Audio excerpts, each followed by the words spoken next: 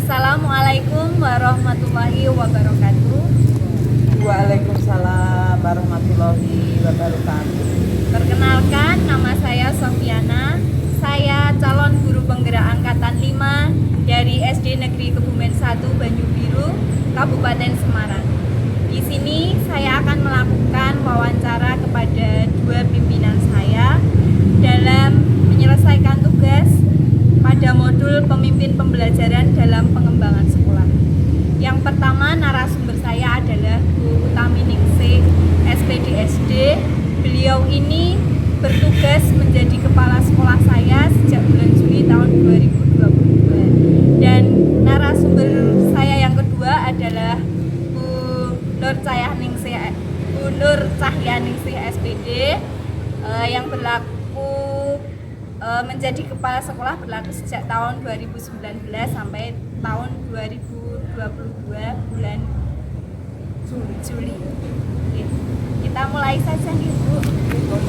Ya, terima kasih waktunya Bu Utami dan Bu Ning yang telah meluangkan waktu kepada saya untuk melakukan wawancara tentang pemimpin pembelajaran dalam pengembangan sekolah.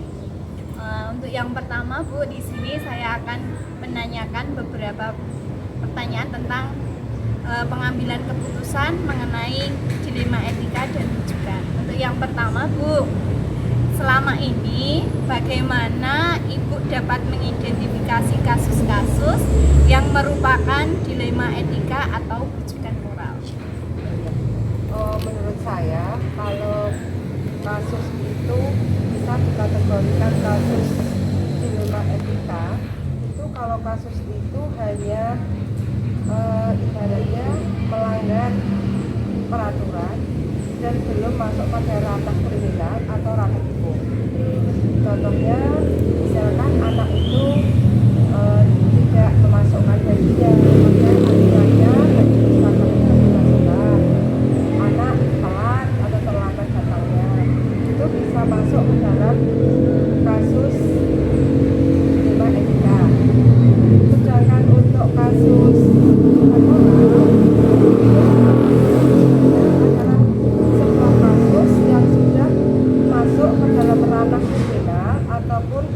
atau ranah pidana.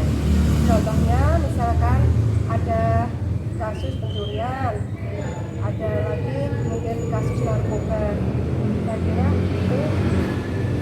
Ibu, terima kasih untuk pertanyaan yang sama Bu Nur Cahyaningsih. Selama ini bagaimana Ibu dapat mengidentifikasi kasus-kasus yang merupakan dilema etika atau rujukan moral? Terima kasih Bu Sofi. Di sini tentu saja kita akan mengidentifikasi kasusnya terlebih dahulu. Jika kasus itu berhubungan dengan ranah hukum pidana, maka kasus itu akan kita kategorikan kepada rujukan moral. Tetapi jika kasus itu tidak berhubungan dengan hukum pidana, maka kasus tersebut akan masuk kepada dilema etika. Demikian mungkin Bu Sofi. Oke Bu, terima kasih. Untuk pertanyaan yang selanjutnya Bu, selama ini bagaimana Ibu menjalankan pengambilan keputusan di sekolah Ibu, terutama untuk kasus-kasus di mana ada dua kepentingan yang sama-sama benar atau sama-sama mengandung nilai kebajikan? Terima kasih. Akan saya jawab seperti saya. Karena di sini tidak ada dua kasus yang sama-sama dianggap benar dan mempunyai nilai kebajikan, maka kalau saya akan identifikasi dulu kasus-kasus itu, kedua-duanya saya identifikasi mana kasus itu yang harus segera ditindaklanjuti atau mendesak, dan mana kasus yang bisa ditunda penyelesaiannya. Yang kedua, nanti juga akan saya perhatikan dulu kasus itu nanti penyelesaiannya menyangkut kepentingan anak atau tidak. Saya kira itu Bu Sofi. Tidak jauh juga dengan Ibu Utami Ningsih, bahwa pertama-tama kita harus mengidentifikasi permasalahan terlebih dahulu, di mana kasus itu yang memang harus kita selesaikan dengan mendesak, maka kita harus utamakan. Lebih-lebih kalau saya yang mengandung kepentingan orang banyak, itu yang harus kita selesaikan terlebih dahulu, Ibu Sofi. Sudah, Kemudian, Bu. Oke. Untuk yang ketiga nggih, Bu, langkah-langkah atau prosedur seperti apa yang biasa Ibu lakukan selama ini dalam menyelesaikan masalah? Langkah-langkah atau prosedur yang saya ambil dalam menyelesaikan masalah itu saya lihat dulu permasalahannya. Kalau kasus itu bisa saya selesaikan sendiri, langsung akan saya selesaikan sendiri. Contohnya misalkan kasus itu ringan, seperti saya melihat anak di situ, anak tidak memasukkan bajunya, peraturannya harus dimasukkan, maka anak itu akan langsung saya tegur dan saya nasihati. Yang kedua adalah kalau kasus itu nanti memerlukan bimbingan khusus, maka anak itu akan saya panggil untuk saya bimbing atau kita libatkan guru kelasnya. Sedangkan yang ketiga, kalau memang kasusnya itu agak atau katakanlah lebih parah lagi, maka nanti saya akan melibatkan orang tuanya, yaitu dengan pemanggilan orang tuanya. Saya kira itu Bu Sofi jawaban dari saya. Terima kasih, Bu. kalau menurut saya, yang pertama tentu kita identifikasi permasalahannya terlebih dahulu. Setelah itu kita cari fakta-fakta yang mana yang berhubungan dengan permasalahan tersebut. Setelah kita cari fakta-fakta yang relevan dengan permasalahan tersebut, maka kita akan mengidentifikasi pemangku dilema tersebut. Siapa di sini yang menjadi dilemanya? Setelah kita mencari pemangku dilemanya, kita cari opsi pemecahannya. Baru kita tentukan tindakan apa yang akan kita lakukan dalam menyelesaikan opsi tersebut. Selanjutnya kita berikan alasan mengapa kita sampai memilih opsi penyelesaian tersebut. Terus kalau bisa jangan sampai dilema etika itu terjadi. Kalau bisa kita cegah sehingga nanti keadaan kita bisa menjadi kondusif. Demikian Bu Sofi. Terima kasih, Bu. Untuk pertanyaan selanjutnya, hal-hal apa saja yang selama ini Ibu anggap efektif dalam pengambilan keputusan pada kasus-kasus dilema etika? Yang saya anggap efektif yaitu pertama kali tadi kan urutannya dari identifikasi masalah. Setelah identifikasi masalah itu kita dapatkan, maka saya akan melakukan kalau masalahnya ringan yaitu tadi langsung akan saya selesaikan saat itu juga. Tapi kalau kasusnya itu agak berat, maka tentunya akan ada penjadwalan khusus untuk menyelesaikan kasus itu. Sebelum nanti kita jadikan jadwal itu, maka akan saya konsultasikan dulu dengan rekan-rekan kerja sehingga nanti di dalam mengambil keputusan saya tidak akan merugikan siswa. Kalau saya ya Mbak, setelah kita identifikasi permasalahan, dalam mengambil keputusan kita jangan sampai merugikan siswa. Kita harus berpihak kepada siswa dengan memberikan nilai-nilai kebajikan, yang mana nilai-nilai kebajikan dan keputusan itu harus kita bisa pertanggungjawabkan. Baik, Bu. Untuk soal yang pertanyaan yang kelima, hal-hal apa saja yang selama ini merupakan tantangan dalam pengambilan keputusan pada kasus dilema etika? Ya, terima kasih. Akan saya jawab semampu saya, sebisa saya. Yang menjadi tantangan saya dalam menyelesaikan kasus etika dilema etika itu, yang menjadi tantangan itu begini. Seandainya di dalam penyelesaian kasus itu bertentangan dengan rasa kepedulian kita. Contohnya, saya mau menegakkan peraturan, misalkan mau menjalankan peraturan. Contohnya pada hari Senin anak-anak disuruh pakai kaos kaki yang sesuai dengan seragamnya merah putih, otomatis kaos kakinya kan putih. Ya. Padahal anak itu pada hari Senin ada seorang anak yang tidak memakai, mereka mengenakan kaos kaki dengan warna yang lain. Di sini padahal kalau saya melihat anak ini adalah merupakan anak yang katakan kurang mampu, di situ adalah rasa kepedulian saya, maka akan timbul mau saya terapkan sesuai dengan peraturan, tapi kok ya kasihan karena memang dia hanya punya itu. Itulah yang menjadikan tantangan saya mau menerapkan peraturan sesuai dengan peraturan yang ada, tetapi bertentangan dengan sikap kepedulian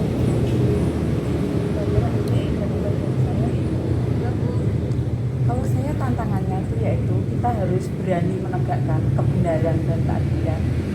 Walaupun kita harus melawan rasa kasihan maupun rasa kesetiaan, juga mungkin melawan kehendak masyarakat banyak.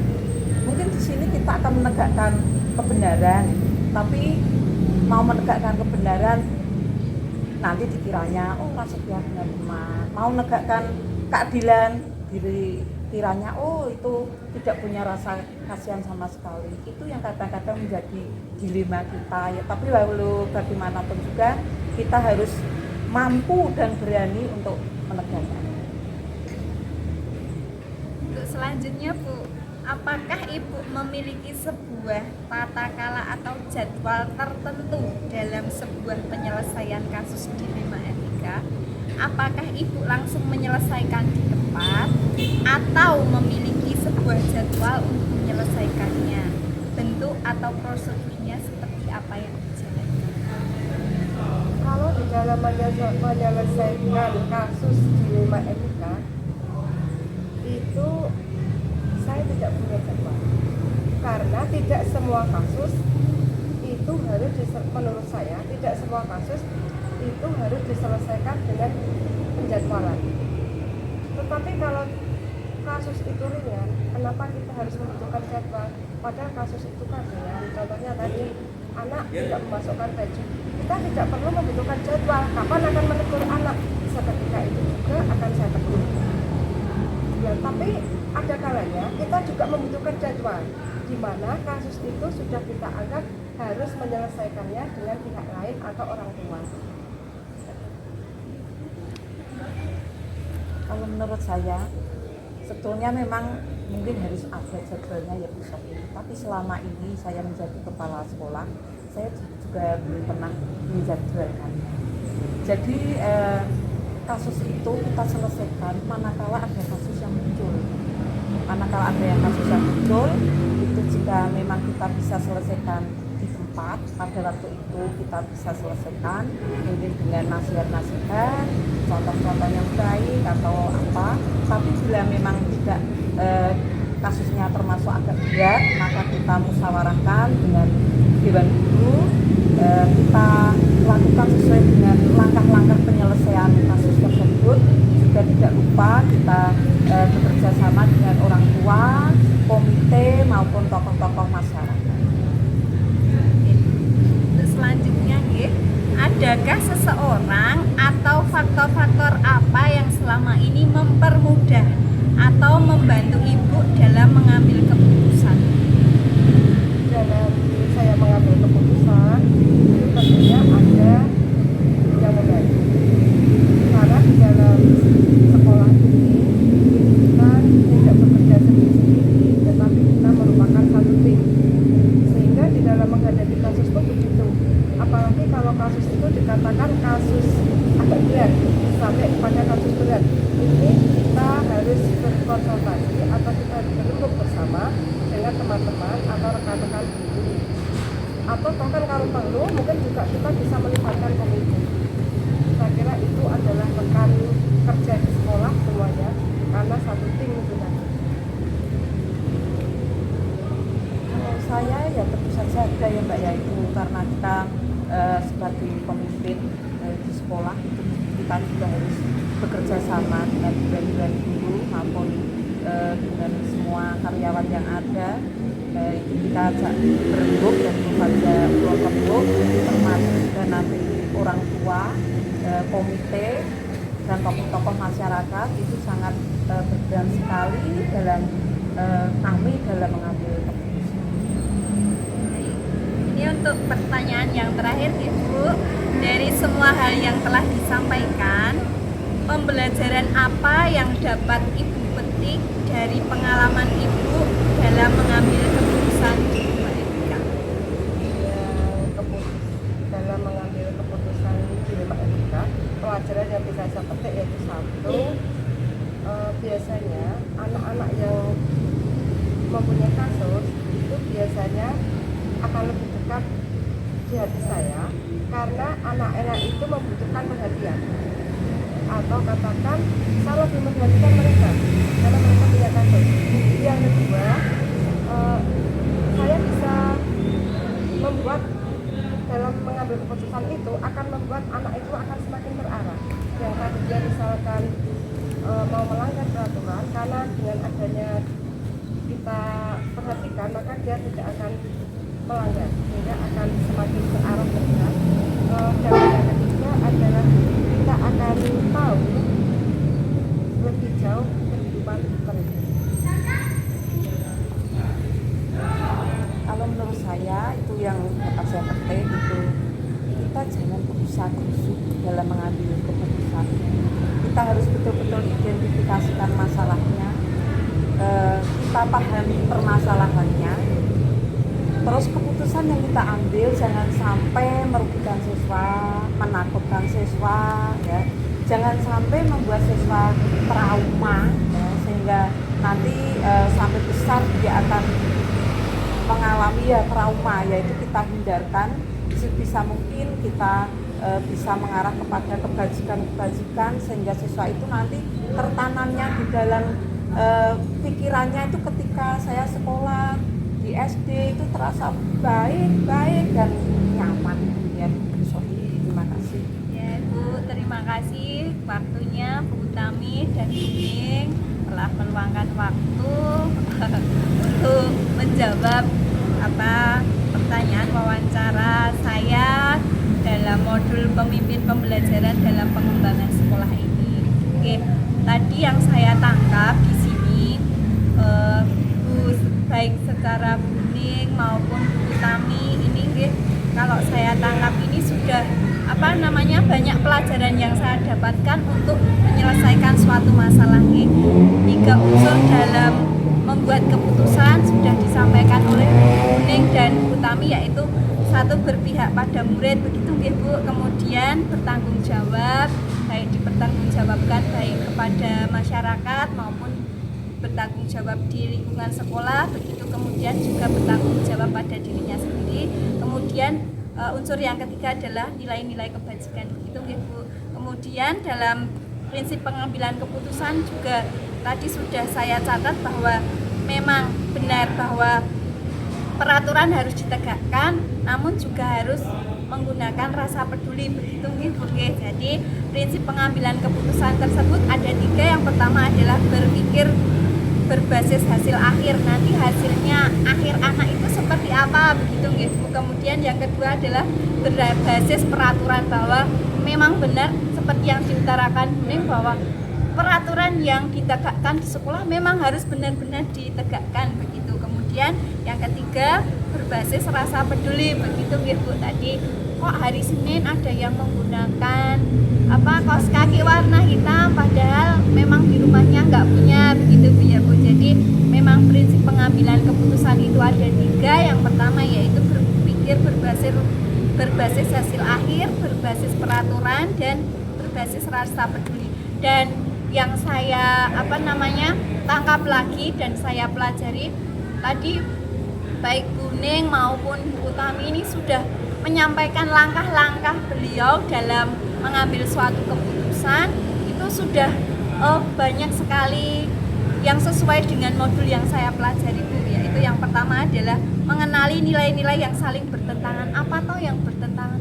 Oh, ini tanggung jawab dan rasa peduli. Seharusnya ini tuh menggunakan kaos kaki warna hitam tapi warna putih, tapi kok nggak punya karena keadaan keluarganya memang nggak punya, begitu. Kemudian Buning sudah menyampaikan bahwa siapa yang terlibat dalam situasi ini begitu nggih Bu. Jadi siapa saja yang terlibat, baik orang tua, anak sendiri maupun siapa saja yang terlibat. Kemudian juga sudah mengumpulkan fakta-fakta begitu tadi, baik Buning maupun kami sudah menyampaikan bahwa persamaannya adalah mengumpulkan fakta-fakta, mengenali nilai yang bertentangan, kemudian menentukan siapa yang terlibat dalam situasi ini. Kemudian langkah yang keempat yaitu pengujian benar dan salah.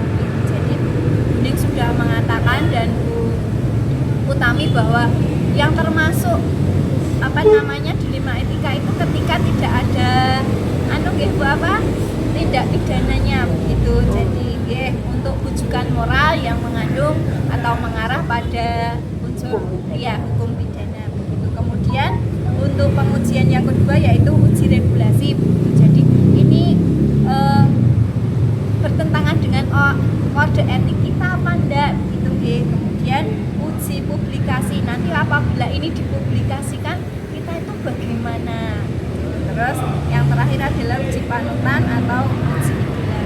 Nanti apa yang akan kita selesaikan itu apa. Buning dan Bu Utami sudah menyampaikan identifikasi dulu masalahnya. Itu saya apresiasi sekali.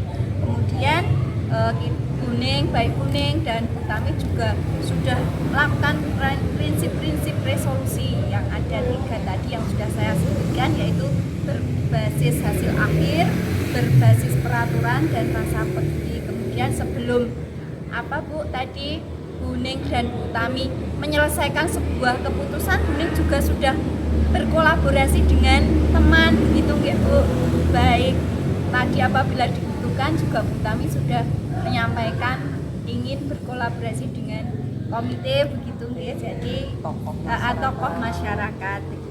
Kemudian setelah buat keputusan, langkah yang terakhir adalah lihat lagi keputusan dan refleksikan. Mungkin hanya itu yang dapat saya sampaikan Bu. Terima kasih sekali lagi atas waktunya, dan saya mohon maaf apabila ada tutur kata yang kurang berkenan bagi Ibu berdua. Saya mohon maaf yang seterusnya. Sama-sama. Oke, makasih ya Bu. Selamat.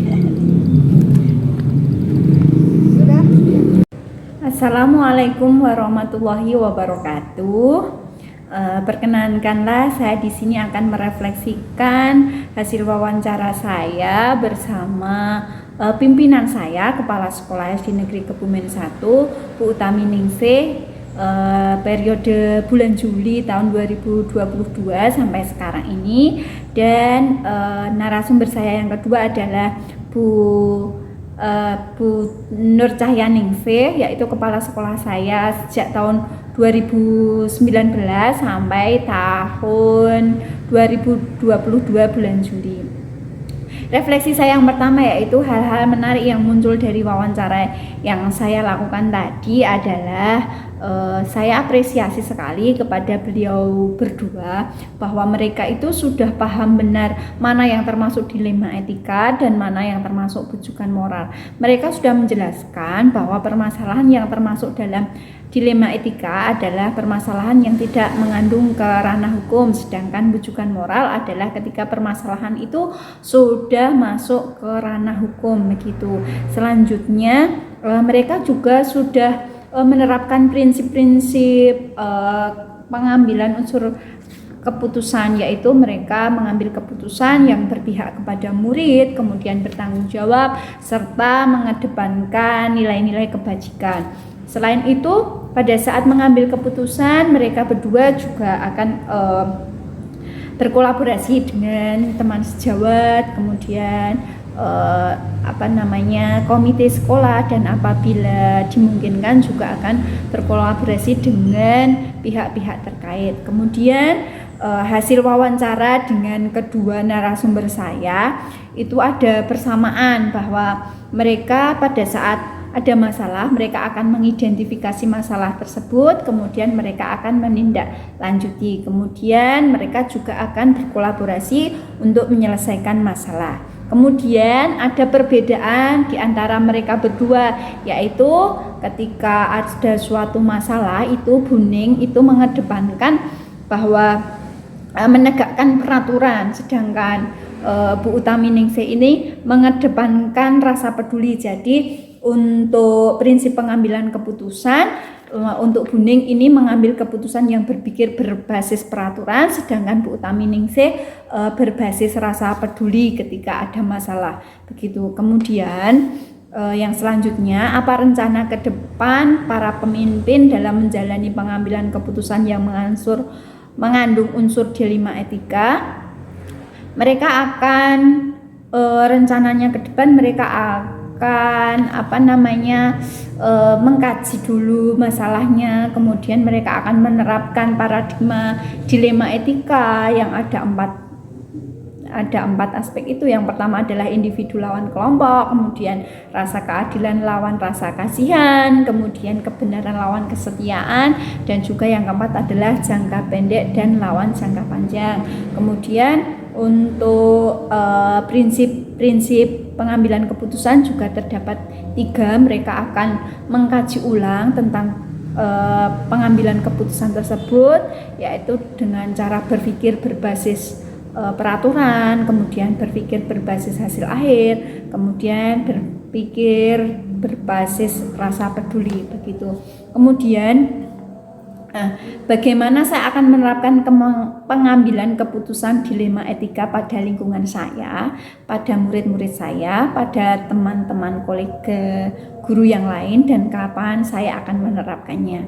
Setelah mempelajari modul ini, tentunya ketika ada masalah dilema etika, saya akan menerapkannya baik kepada murid saya dan juga teman-teman rekan sejawat. Begitu. Bagaimana cara saya menerapkannya ketika ada masalah dilema etika? Tentunya saya akan menggunakan 3 unsur keputusan tersebut. Jadi saya akan berpihak kepada murid-murid saya, kemudian keputusan saya juga harus bertanggung jawab, dan tentunya tidak lepas dari nilai-nilai kebajikan. Kemudian saya juga akan menerapkan paradigma dilema etika, baik itu individu lawan kelompok ataupun rasa keadilan lawan rasa kasihan, kebenaran lawan kesetiaan, jangka pendek ataupun lawan jangka panjang. Selain itu, saya juga akan menerapkan prinsip pengambilan keputusan, yaitu berpikir berbasis hasil akhir, kemudian berpikir berbasis peraturan, kemudian juga berpikir berbasis rasa peduli.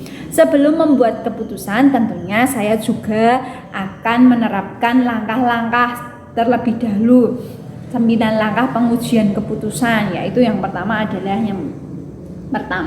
mengenali nilai-nilai yang saling bertentangan. Apabila ada suatu masalah, saya akan mengkaji dulu, mengenali dulu nilai-nilai yang saling bertentangan itu apa. Apakah tanggung jawab dengan rasa kasihan, ataukah kesetiaan, ataukah kasih sayang, ataukah kepedulian, seperti itu. Kemudian saya juga akan menentukan siapa yang terlibat dalam situasi ini.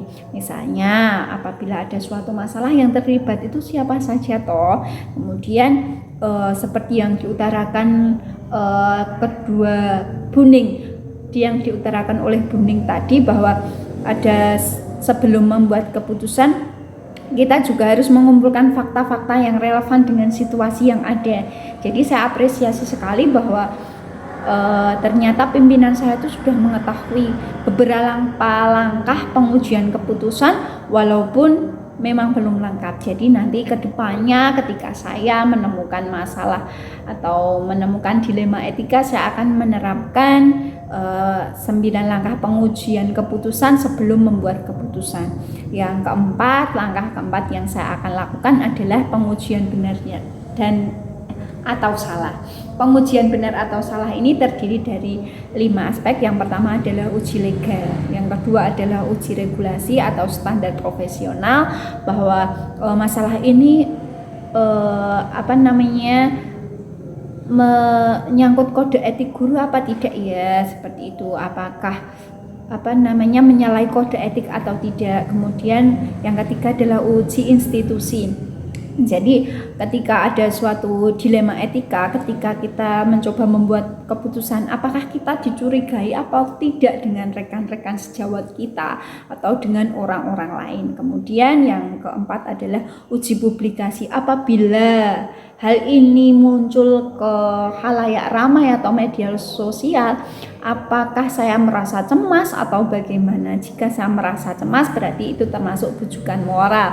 Sedangkan apabila saya biasa saja, nggak ada masalah, oke, itu adalah dilema etika. Kemudian saya juga akan mengadakan uji panutan atau idola. Kemudian langkah yang kelima adalah pengujian paradigma benar lawan benar, itu yang akan saya lakukan. Kemudian yang keenam, saya juga akan menerapkan prinsip resolusi yang terdapat 3 itu nggih. Yang pertama adalah berpikir berbasis hasil akhir, kemudian berpikir berbasis peraturan, dan berbasis rasa peduli.